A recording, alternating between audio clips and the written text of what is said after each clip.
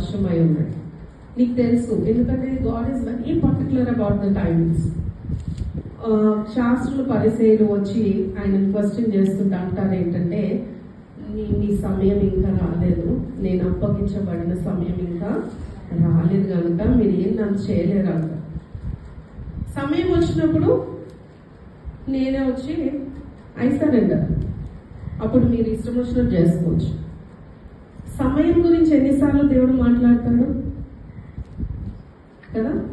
ఇంకోటి చెప్పండి, ఏ సమయం ముందు దేవుడు వస్తాడు?